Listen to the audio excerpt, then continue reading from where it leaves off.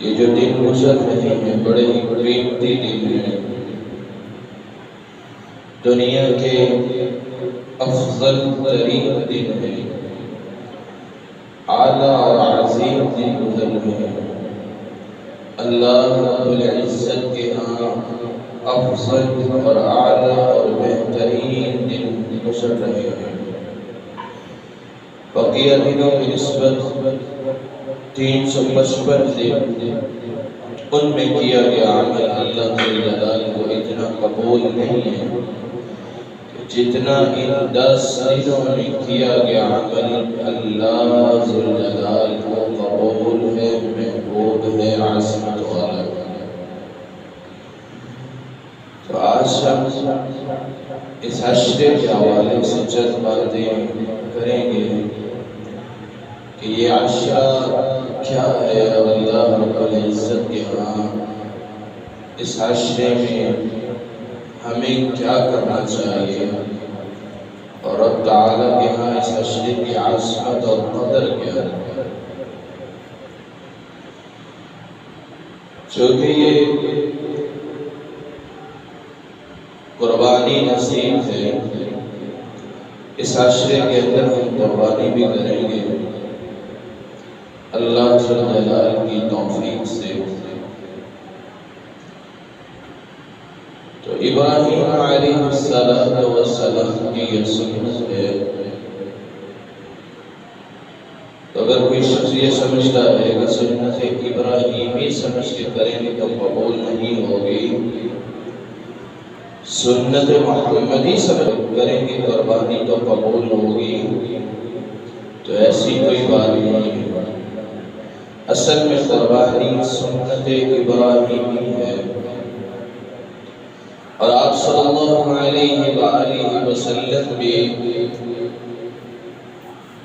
ابراہیم علیہ السلام کی ملت کے پیروکار ہیں۔ ہر مذہب یہ دعویٰ کرتا ہے کہ ہم جو ہے ابراہیم علیہ السلام کے دین پر ہیں۔ یہودی یہ دعویٰ کرتے ہیں کہ ہم ابراہیم علیہ السلام کے دین پر ہیں۔ عیسائی دعویٰ کرتے ہیں کہ ہم ابراہیم علیہ السلام کے دین پر ہیں۔ مشرکین مکہ کہا کرتے تھے کہ اصل میں ہم ابراہیم علیہ السلام کو ماننے والے ہیں، ان کے پیروکار ہیں۔ تو اللہ جلال نے اپنے قرآن میں اس چیز کو بیان کیا اور سب کو سمجھا دیا کہ اصل پیروکار کون ہے؟ ابراہیم علیہ السلام۔ ما كان إبراهيم يهوديا ولا نصرانيا ولكن كان حنيفا مسلما وما كان من المشركين۔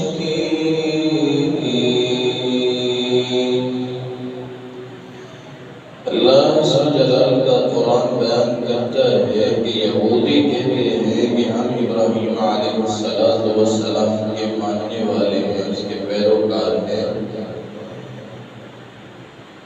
عیسائی کہتے ہیں ہم ابراہیم علیہ السلام کے دین کو ماننے والے ہیں۔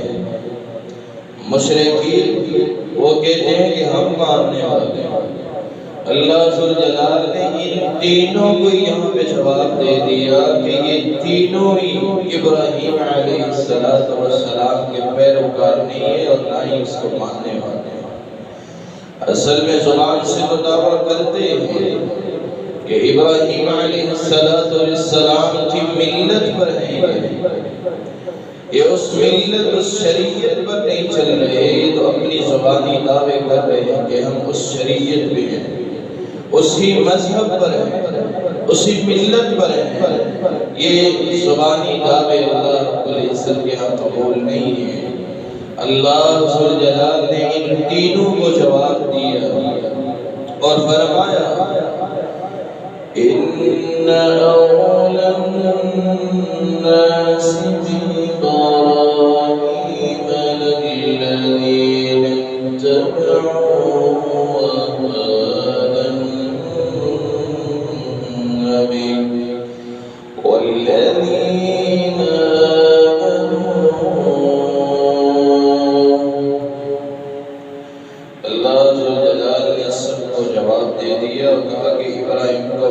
والذین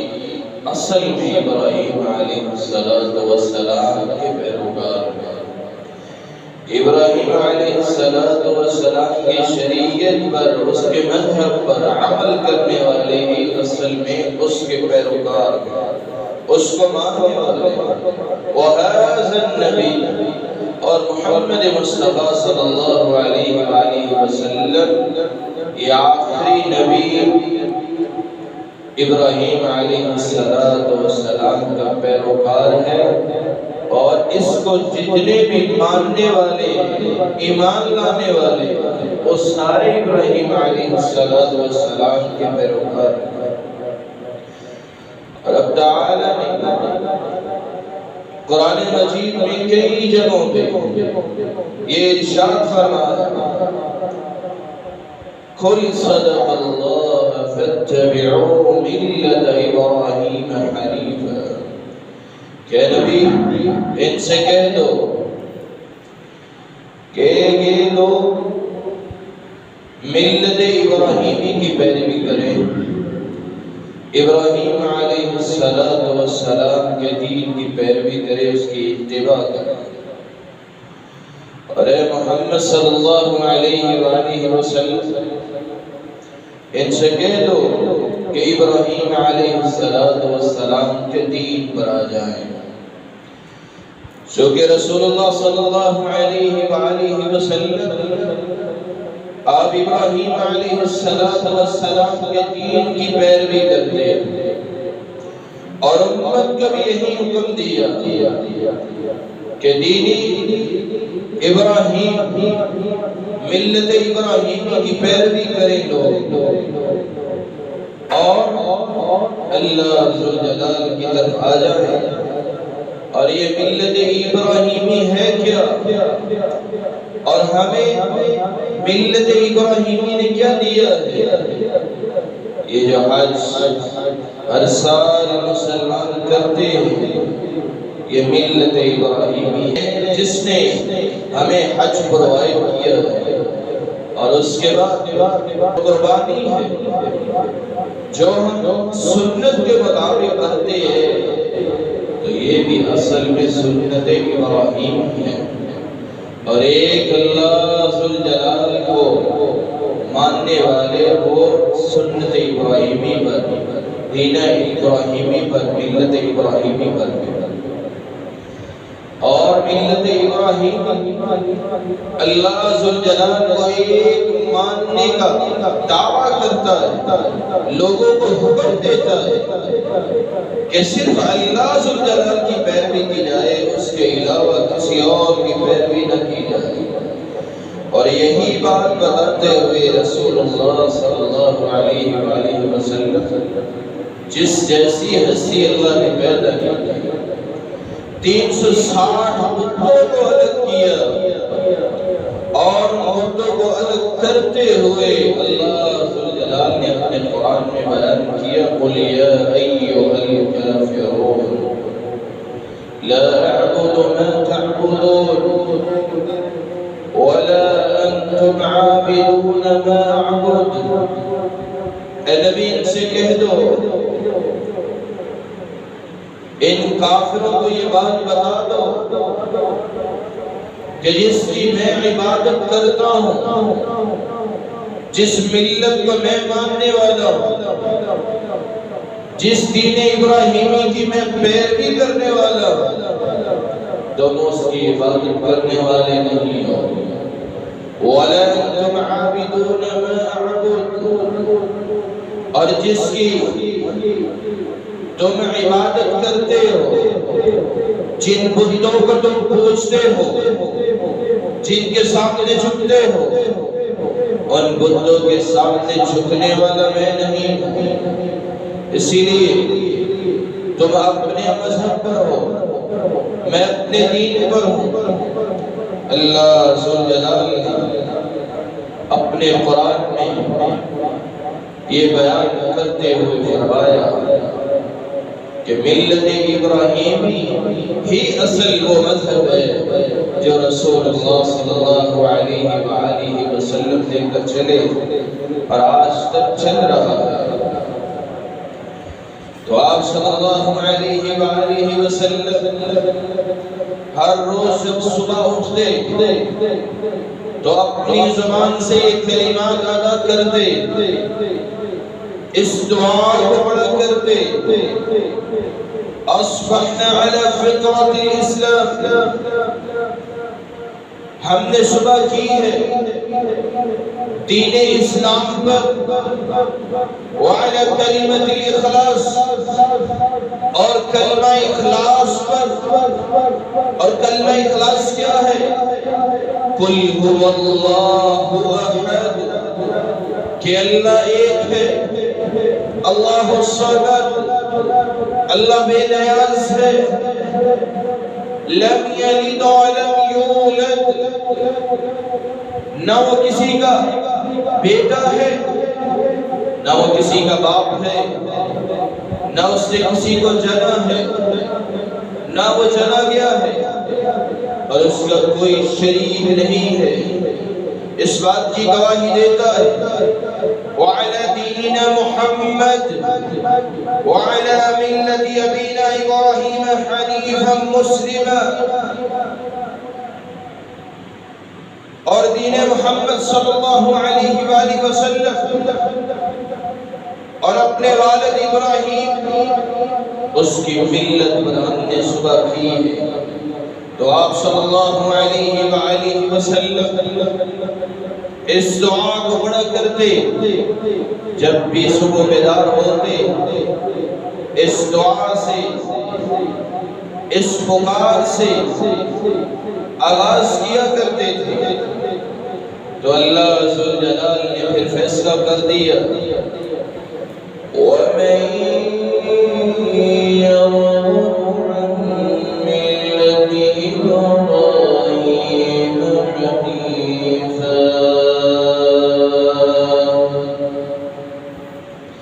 إِلَّا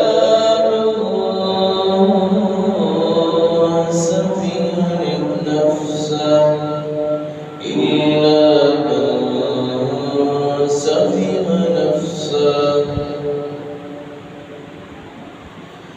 ابراہیم علیہ السلام اس کے دین سے جو شخص انکار کرتا ہے اصل میں بے وقوف اور احمق انسان وہی ہے جو دین ابراہیم سے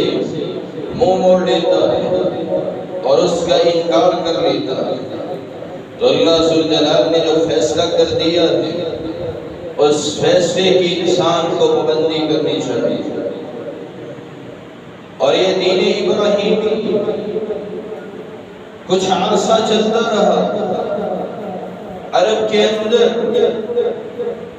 جب بتوں کا رواج عام ہوا تو ابراہیم علیہ السلام کے دین کی تعلیمات ختم ہو گئی، کیونکہ وقت گزر گیا، لوگوں کے پاس ابراہیم علیہ السلام کے دین کی تعلیمات نہیں تھی۔ حضرت سعید بن زید جو کہ 10 مبشروں میں سے، ان کے والد زید بن عمر بن طفیل ایک قبیلے کے سردار ہیں، وہ دین ابراہیم علیہ السلام کی تلاش میں ملت ابراہیمی کو تلاش کرتے ہیں، ڈھونڈتے ہیں کہ کہیں سے دین ابراہیم مجھے مل جائے۔ جو لوگ عرب کے اندر بت پرستی میں مگن تھے یہ ان کو روکا کرتے تھے کہ کیوں بت پرستی کرتے ہو، ان بتوں کے سامنے کیوں جھکتے ہو، اور لوگوں کو اس بات کی دعوت دیتے تھے کہ تم سب کے سب دین ابراہیم سے نہیں ہو، میں دین ابراہیم ملت ابراہیمی کی پیروی کرنے والا ہوں۔ اور اس کے بعد کیا کہتے ہیں؟ الشمس خلقها الله وأنزل لها من السماء ماء وأنبت لها من الأرض۔ وہ بکرا جس کو اللہ ذوالجلال نے پالا، وَأَنزَلَ لَهَا مِنَ السَّمَاءِ، اور آسمان سے اس کے لیے پانی نازل کیا، وَأَنبَتَ لَهَا مِنَ الْأَرْضِ، اور زمین سے اس کے لیے گھاس پیدا کی، پھر اس کو پال کے موٹا تازہ کر کے بڑا کر کے یہ اس کو اپنے بتوں کے سامنے پیش کر دیتے ہیں، تو وہ کہتے ہیں کہ یہ کیسے بے وقوف انسان ہے جس کو اللہ ذوالجلال نے پیدا کیا،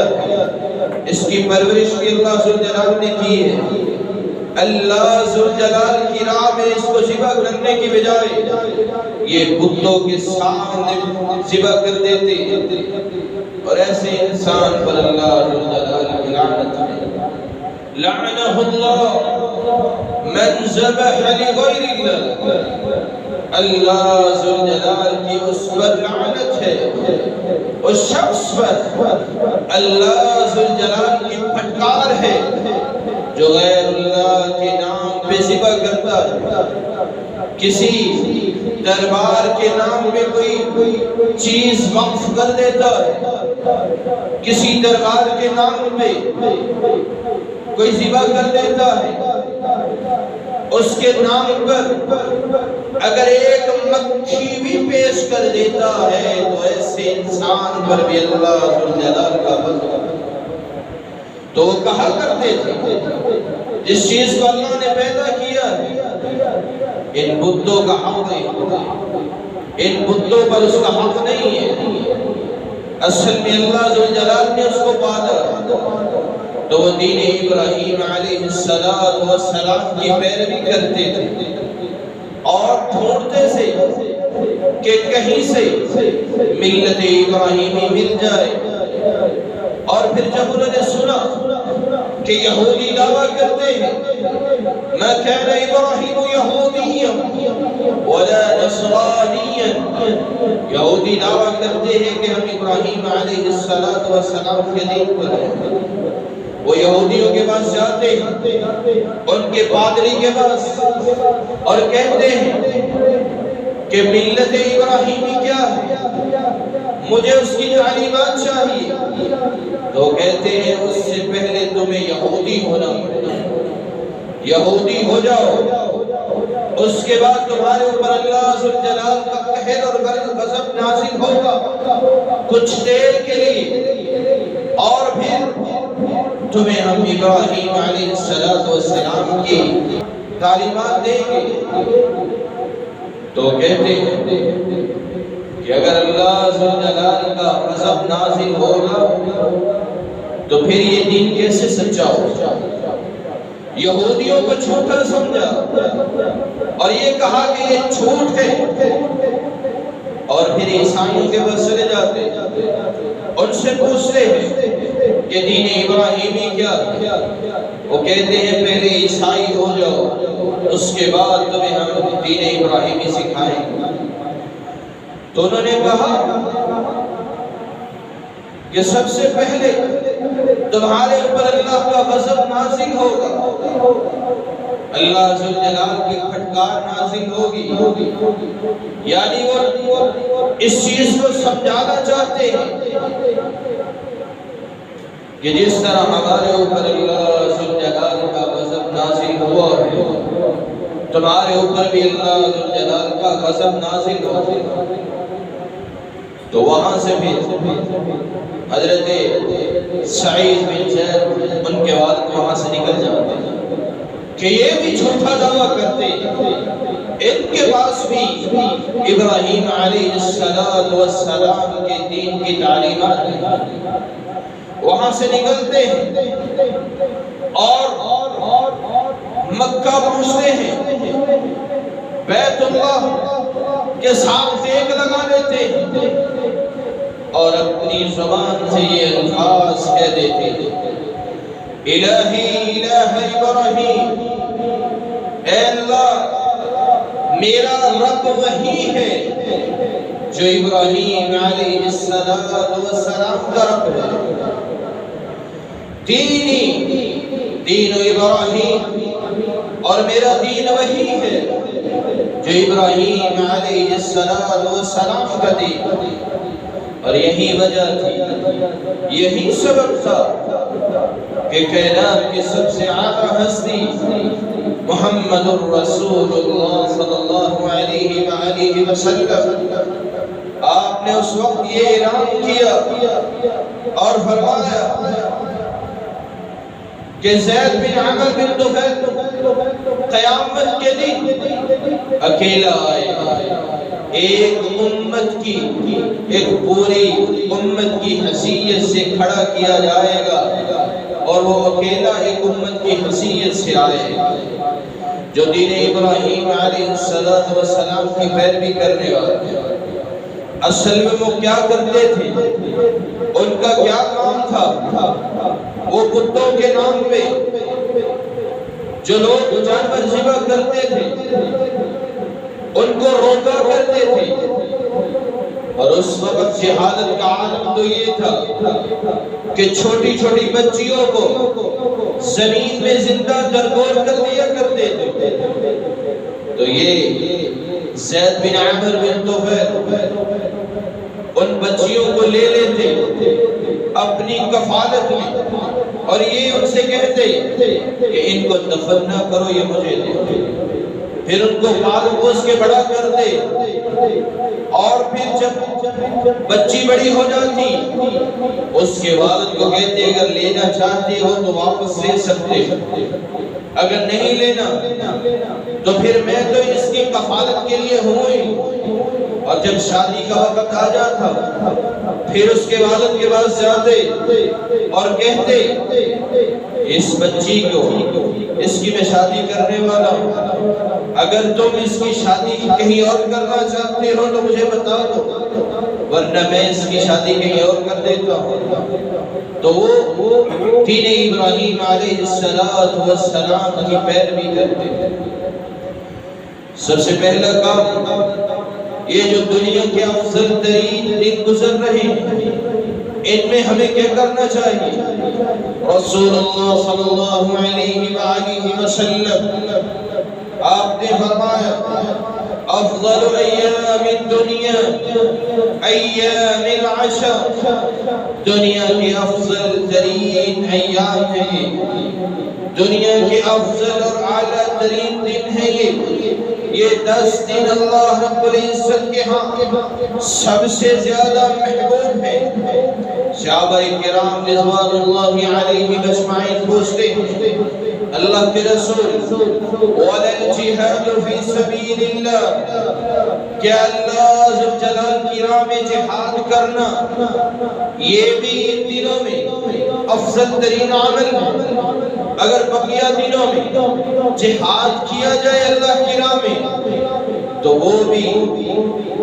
ان دنوں میں کم ہے، ان دنوں میں کیا گیا عمل اس جہاد سے بھی زیادہ افضل ہے۔ تو آپ صلی اللہ علیہ وآلہ وسلم فرماتے ہیں ہاں ایسا ہی ہے، إِلَّا رَجُلٌ خَرَجَ بِنَفْسِهِ وَمَالِهِ، مگر وہ انسان جو جہاد کے لیے نکلا، اپنے گھوڑے پہ بیٹھا اور جہاد کے لیے گیا اور اس کا گھوڑا بھی شہید ہو گیا، خود بھی وہ شہید ہو گیا، اس کے ساتھ جو مال تھا وہ بھی ختم ہو گیا، جہاد کے لیے جاتا ہے کچھ بھی واپس نہیں آتا، نہ اس کی لاش واپس آتی ہے، نہ گھوڑا نہ ساز و سامان کچھ بھی نہیں، سب کچھ اللہ کی راہ میں جہاد میں لٹا دیتا ہے۔ آپ صلی اللہ علیہ وسلم فرماتے ہیں یہ شخص ان دنوں کے عمل کو پہنچ سکتا ہے، اس کے علاوہ بقیہ دنوں میں کیا گیا عمل ان دنوں میں کیے گئے عمل سے زیادہ افضل نہیں ہے۔ ان 10 دنوں کے اندر جو انسان عمل کرتا ہے، نیکی کرتا ہے، اللہ ذوالجلال کو سب سے زیادہ محبوب ہے۔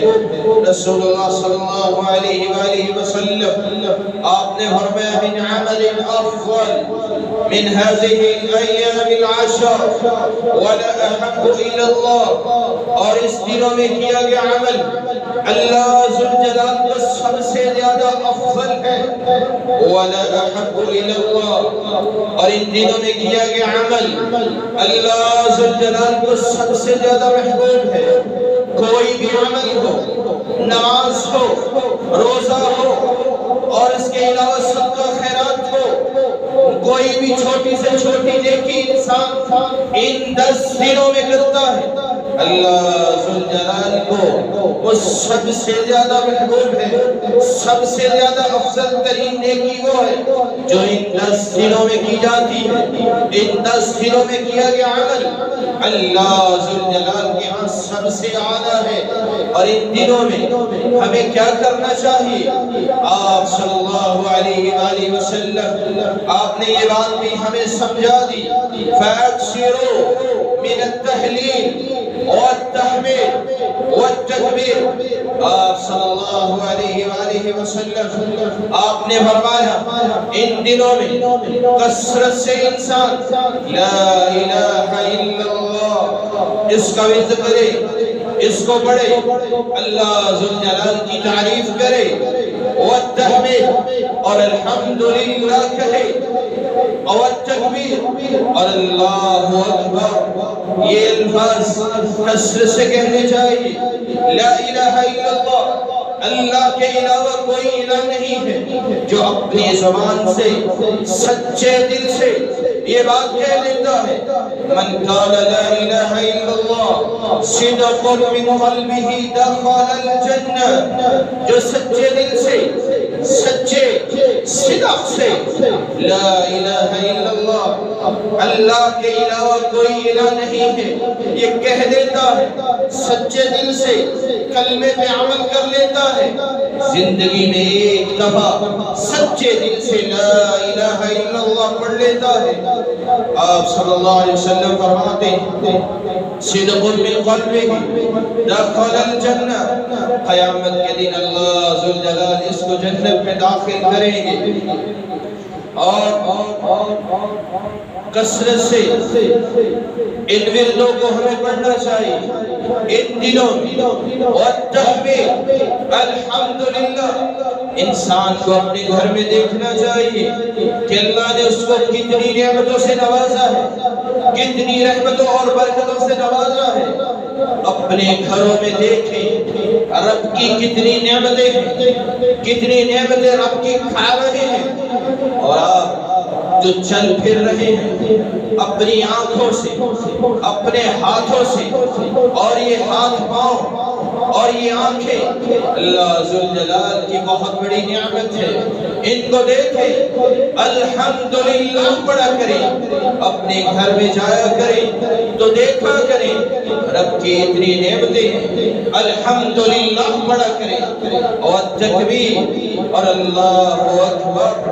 اللہ ذوالجلال کی بڑائی بیان کیا کرے۔ رسول اللہ صلی اللہ علیہ وآلہ وسلم آپ نے فرمایا جو رات کو بستر پر لیٹ کر یہ کلمات پڑھ لیتا ہے، کلمات بھی انہی سے ملتے جلتے ہیں، لا الہ الا اللہ وحدہ، اے اللہ تیرے علاوہ کوئی الہ نہیں ہے، وحدہ لا شریک لہ، اے اللہ تیرا کوئی پارٹنر نہیں ہے، تو اکیلا ہے، یکتا ہے، اپنی ذات کے اعتبار سے اور اپنی صفات کے اعتبار سے اے اللہ تیرا کوئی شریک نہیں ہے، لہ الملک، اے اللہ تیری ہی بادشاہی ہے، وَلَهُ الْحَمْدُ، اور اللہ ساری تعریفیں تیرے لیے ہیں، وَهُوَ عَلَى كُلِّ شَيْءٍ قَدِيرٌ، اور اے اللہ تو ہر چیز پر قادر ہے، ہر چیز پر قدرت رکھنے والا ہے، اے اللہ تیرا کوئی لسانی نہیں ہے، تو ہی قادر مطلق ذات ہے، اے اللہ تو مشکل کشا ہے، بگڑی بنانے والا ہے، اور اور اس پوری کائنات کا مالک ہے، اور یہ کہہ دیتا ہے لا حول ولا قوت الا باللہ، اے اللہ تو ہی ہر چیز پر قادر ہے، ساری طاقتیں تیرے لیے ہیں، اے اللہ نہ تیرے اگر تو چاہے، اگر تو نہ چاہے تو میں گناہوں سے نہیں بچ سکتا، اے اللہ اگر تو نہ چاہے تو میں تیرے دین کی طرف نہیں آ سکتا۔ اور یہ کلمات کہہ دیتا ہے سبحان اللہ، الحمدللہ، اللہ اکبر، بستر پر لیٹا ہے، یہ چند کلمات اپنی زبان سے کہہ دیتا ہے، اللہ پر توکل اور یقین کرتے ہوئے رسول اللہ صلی اللہ علیہ وآلہ وسلم آپ نے فرمایا یہ انسان چند منٹ میں یہ کلمات مکمل کر لیتا ہے، لا الہ الا اللہ وحدہ لا شریک لہ، لہ الملک ولہ الحمد وهو على كل شيء قدير، لا حول ولا قوة إلا بالله العلي العظيم، سبحان الله والحمد لله، اللہ اکبر، اتنے کلمات پڑھ کے سوتا ہے۔ آپ صلی اللہ علیہ وسلم فرماتے غفر له ما تقدم من ذنبه وإن كانت مثل زبد البحر، اللہ ذوالجلال اس شخص کے گناہوں کو ختم کر دیتے ہیں، اس شخص کے گناہوں کو معاف کر دیتے ہیں، وَإِن كَانَتْ مِثْلُ زَبَدِ الْبَحْرِ، چاہے اس کے گناہ سمندر کی جھاگ کے برابر ہی کیوں نہ ہو، اللہ ذوالجلال اس کے گناہوں کو معاف فرما دیتے ہیں۔ اللہ رب العزت ہمیں ان دنوں میں رب کی تعریف، اس کی بڑائی بیان کرنے کی توفیق عطا فرمائے۔ چلتے پھرتے یہ کلمات بھی پڑھا کرو، تکبیرات پڑھا کرو، اللہ اکبر، اللہ اکبر، اللہ اکبر، لا الہ الا اللہ، اللہ اکبر، اللہ اکبر، وللہ الحمد، یہی کلمات اس میں بھی آ جاتے ہیں۔ یہ تکبیر پڑھا کریں، اس کا بڑا اجر ہے۔ یہ 10 دن اتنے بھاری ہیں، بقیہ دنوں میں ان 10 دنوں میں کیا گیا عمل اللہ ذوالجلال کو سب سے زیادہ افضل ترین ہے۔ بقیہ دن 355 دنوں میں انسان بڑے صدقہ خیرات کرتا ہے، نیکیاں بھی کرتا ہے، اور اللہ ذوالجلال کے سامنے بڑا جھکتا ہے، ذکر و اذکار کرتا ہے، لیکن ان دنوں میں کیا گیا عمل اللہ ذوالجلال کو سب سے زیادہ محبوب ہے، سب سے زیادہ افضل ہے۔ اللہ ذوالجلال ہمیں ان دنوں میں رب تعالیٰ کا ذکر کرنے کی توفیق عطا فرمائے، اور ان دنوں میں دوسرا کام یہ ہے کہ ہمیں حج جو ہے، جب حاجی حج پہ جاتے تو اس وجہ سے جاتے کہ اللہ ذوالجلال ان کے گناہوں کو معاف فرما دے۔ ہمیں بھی اپنے گناہوں کی معافی مانگنی چاہیے۔ رسول اللہ صلی اللہ علیہ وآلہ وسلم آپ نے تو فرمایا تھا من حج فلم يرفض ولم يفسق رجع كيوم ولدته امه، جو انسان حج کرتا ہے اللہ ذوالجلال کی یہ بہت بڑی عبادت ہے، اس حج کو کرتا ہے اور نیکیوں سے بھرا ہوا حج کرتا ہے، گناہوں سے بچتے ہوئے حج کرتا ہے، اللہ ذوالجلال کہ ہاں گڑ گڑاتا ہے، اور رب تعالیٰ کی یہ عبادت خشوع اور خضوع سے کرتا ہے، بڑے شوق سے کرتا ہے، اور کوئی غلط کام نہیں کرتا،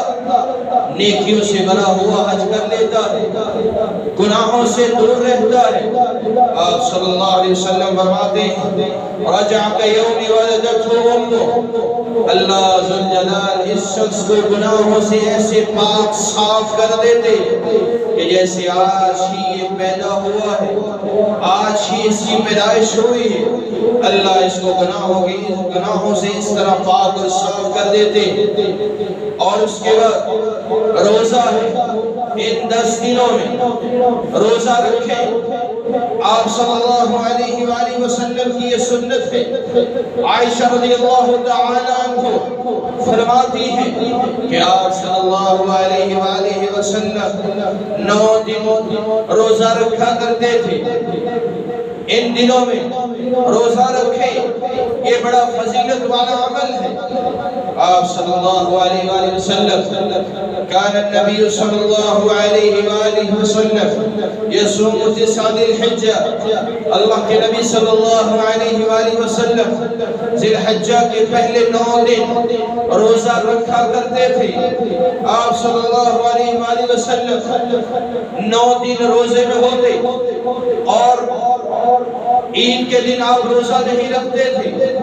آپ صلی اللہ علیہ وآلہ وسلم کی یہ سنت ہے کہ عید کے دن ذی الحجہ کے بعد عید کے دن آپ قربانی کا گوشت کھایا کرتے، یہ بھی سنت ہے۔ رسول اللہ صلی اللہ علیہ وآلہ وسلم آپ نے جو عرفہ کا روزہ اس کی بڑی فضیلت بیان کی ہے۔ آپ نے فرمایا احتسب علی اللہ ان یکفر السنہ الذی قبلها والسنہ الذی بعدها، جو شخص ایک روزہ رکھ لیتا ہے، آپ صلی اللہ علیہ وسلم فرماتے ہیں مجھے اللہ سے امید ہے جو ایک روزہ رکھ لیتا ہے اللہ ذوالجلال اس کے 2 سال کے گناہوں کو معاف فرما دیتا ہے۔ اور یہ عرفہ کا روزہ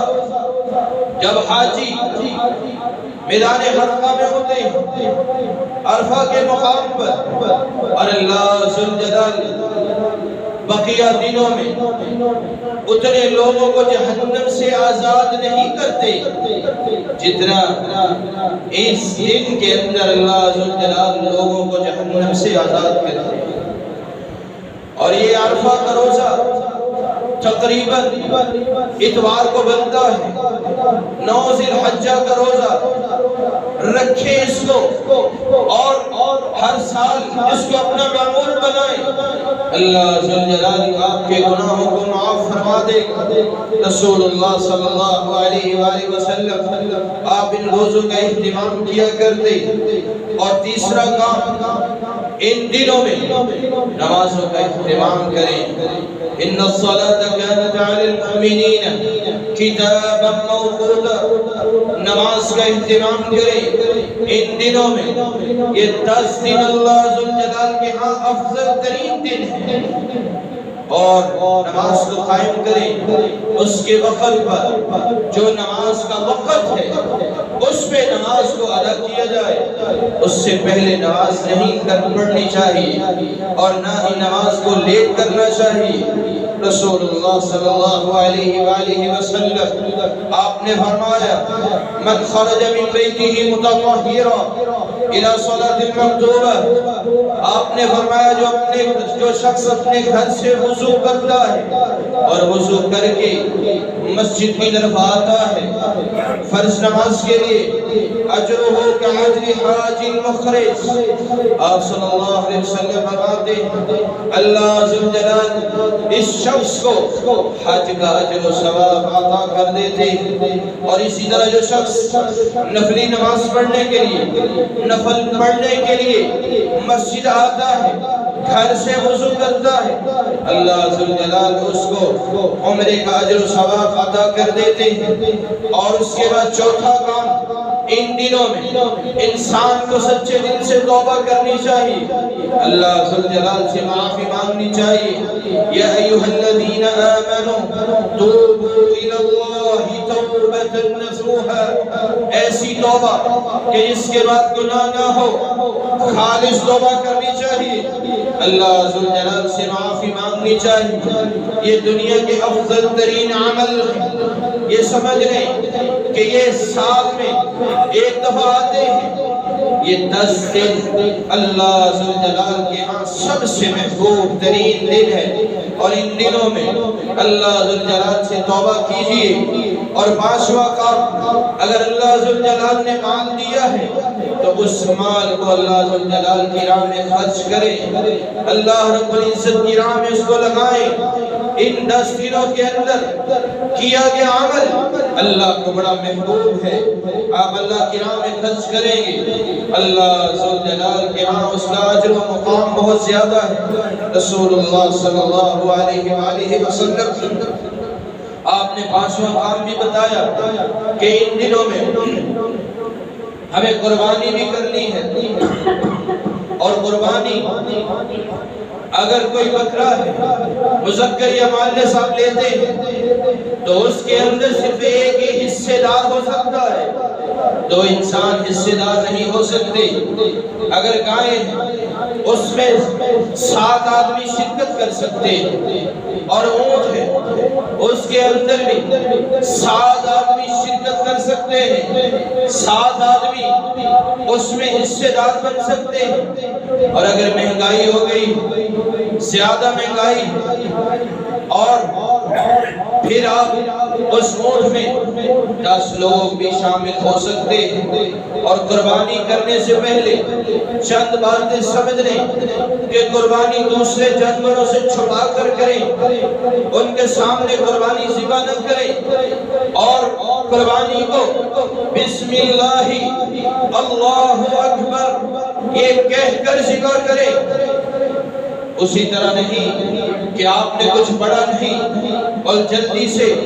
اس کو لٹایا ہے اور چھری پھیر دی ہے تو کچھ بڑا بھی نہیں ہے۔ بسم اللہ اللہ اکبر تکبیر پڑھ کے پھر اس کو ذبح کریں، اور ذبح کرنے کے بعد اس کو چھوڑ دیں تاکہ وہ اپنی ٹانگیں ہلا سکے اور اس کی جان آسانی سے نکل جائے۔ یہ نہیں کہ 10 آدمی اس کو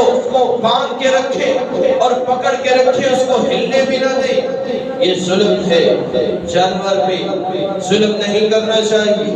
آپ صلی اللہ علیہ وآلہ وسلم آپ نے ذوالحجہ کے موقع پر 100 اونٹ ذبح کیے۔ آپ نے ان 100 اونٹوں کا ہر اونٹ کی ایک ایک بوٹی لے کے آپ نے اس کو پکایا اور پھر اس کو کھایا، اور آپ صلی اللہ علیہ وسلم نے پھر اس کا شوربہ بھی پیا۔ تو یہ سنت ہے قربانی کے دن، عید والے دن آپ سب سے پہلے قربانی کا گوشت کھائیں، یہ سنت ہے۔ اور اگر قربانی کرنے میں دیر ہے، وقت لگ جائے گا، تو پھر آپ کوئی بھی چیز کھا سکتے ہیں۔ اللہ رب العزت ہمیں سمجھنے کی توفیق عطا فرمائے اور سنت ابراہیمی کو اجاگر کرنے کی توفیق عطا فرمائے۔ جس نے اللہ ذوالجلال نے جس کو قربانی کی طاقت دی ہے اور وہ قربانی نہیں کرتا، آپ صلی اللہ علیہ وآلہ وسلم فرماتے ہیں کہ وہ ہماری عیدگاہ میں نہ آئے، قربانی کا گوشت خود بھی کھائیں۔ یہ نہیں کہ آپ اس قربانی کے گوشت کی 3 ڈھیریاں بنا لیں، نہیں، فَقُلُوا مِنْهَا وَأَطْعِمُوا الْقَانِعَ وَالْمُعْتَرَّ۔ اللہ ذوالجلال فرماتے ہیں قربانی کا گوشت خود بھی کھاؤ اور دوسروں کو بھی کھلاؤ۔ والقانع، وہ لوگ جو گھروں میں بیٹھے ہیں اور اپنے ہاتھوں کو نہیں پھیلا سکتے، آپ سے گوشت نہیں مانگنے آ سکتے، آپ پلان بنائیں، ایک لسٹ بنائیں اور اس میں نام لکھیں، فلاں فلاں ہمارے محلے میں غریب ہیں، مسکین ہیں، اتنے ہیں، ان کو ہم نے گوشت دینا ہے۔ آپ سب سے پہلے یہ پلاننگ کریں اپنے گھروں میں۔ جب آپ نے قربانی لی ہے تو یہ سوچیں جہاں آپ قربانی لینے کی پلاننگ کر رہے ہیں کہ اتنے ہزار کی قربانی، اتنے لاکھ کی قربانی لے رہے ہیں، تو یہاں پہ یہ بھی پلاننگ کر لیں کہ کتنے گھروں میں ہم نے اس گوشت کو پہنچانا ہے۔ یہ نہیں کہ سارا کا سارا گوشت جو ہے وہ آپ ایک ہی گھر میں بھیج دیں، یہ نہیں ہو سکتا۔ آپ نے فرمایا فَقُلُوا مِنْهَا وَأَطْعِمُوا الْقَانِعَ وَالْمُعْتَرَّ، جو گھروں میں بیٹھے ہیں آپ سے مانگنے نہیں آ رہے، ان کو گھروں میں گوشت پہنچائیں۔ والمعجر، اور وہ لوگ جو آپ کا دروازہ کھٹکھٹا کے آپ کے دروازے پہ آ گئے ہیں، چاہے کوئی کافر آ گیا ہے، یہودی عیسائی آ گیا ہے، گوشت لینے کے لیے آپ کا دروازہ کھٹکھٹا دیا ہے، آپ کا حق بنتا ہے آپ اس کو بھی گوشت دیں، اور مسلمان غریبوں کو اپنی اس عید میں شامل کریں، اکیلے ہی نہ عید منائیں۔ اور میں نے تو ایسے بھی دیکھے لوگ مجھے کہتے ہیں، اور اپنے کانوں سے میں نے سنا بھی، وہ کہتے ہیں ایسے ایسے عید کے دن لوگ گھروں میں بیٹھے ہوتے کہ وہ گھروں میں گوشت نہیں انہوں نے بنایا ہوتا۔ کیا وجہ ہے کہ ہم اس گوشت کو لوگوں تک پہنچاتے ہی نہیں؟ آپ پلاننگ کریں گھر میں بیٹھ کے کہ جس طرح آپ کوئی قربانی کا لینے کا سوچ رہے، آپ کوئی بیل خریدنے کی سوچ رہے، کوئی بکرا کوئی جانور لینے کا سوچ رہے، وہاں تھوڑی سی پلاننگ یہ بھی کریں۔ یہ میں نے ایک لسٹ بنائی، اس میں اتنے لوگ آتے ہیں میرے گھر کے قریب رہنے والے، ان گھروں میں سب سے پہلے میں نے گوشت پہنچانا ہے۔ آپ اس طرح پلاننگ کریں۔ رسول اللہ صلی اللہ علیہ وآلہ وسلم آپ نے قربانی کے آداب لوگوں کو سکھائے۔ مسلمانوں قربانی کس طرح کرنی اور قربانی کو کرتے وقت کیا کرنا چاہیے، آپ صلی اللہ علیہ وآلہ وسلم آپ نے ساری تعلیمات دی۔ اور یہ بھی نہیں کہ اگر کوئی شخص کوئی بکرا خرید لیتا ہے اور لوگوں کو بتاتا پھرتا ہے کہ یہ میں نے 5 لاکھ کا بکرا خریدا ہے، اور دوسرا شخص یہ کہتا ہے کہ تم نے 5 لاکھ کا خریدا ہے، یہ دیکھو میں نے 6 لاکھ کا خریدا ہے، میرا بکرا تجھ سے بھی اچھا ہے، تجھ سے بھی بڑا ہے، ایسی قربانی بھی اللہ کے ہاں قبول نہیں ہوتی۔ قربانی وہ قبول ہوتی ہے جو چھپ کر کی جاتی ہے، کسی کو پتہ بھی نہیں چلتا۔ آپ صلی اللہ علیہ وسلم فرماتے ہیں من سمع سمع اللہ بہ، جو دنیا کے اندر اپنے برے اعمال لوگوں کو سناتا ہے، قیامت کے دن اللہ ذوالجلال اس کے نیک اعمال اس کو سنا دے گا۔ ومن یرائی اللہ بہ، جو لوگوں کو اپنے اچھے اعمال دکھاتا ہے کہ یہ دیکھو میں نے یہ نیکی کی، یہ دیکھو میں نے اتنے لاکھ کی قربانی لی، یہ دیکھو میں نے اتنے لاکھ کا بیل کیا، میں نے 5-7 بیل کیے، 3-4 بکرے کر دیے، اور اتنا کچھ میں نے ذبح کیا ہے، اتنی قربانیاں میں نے کی ہے، اور ٹھاٹ کرتا ہے، لوگوں کے سامنے واہ واہ کروانے کے لیے بتاتا ہے، ایسی قربانی کی بھی اللہ ذوالجلال کو ضرورت نہیں۔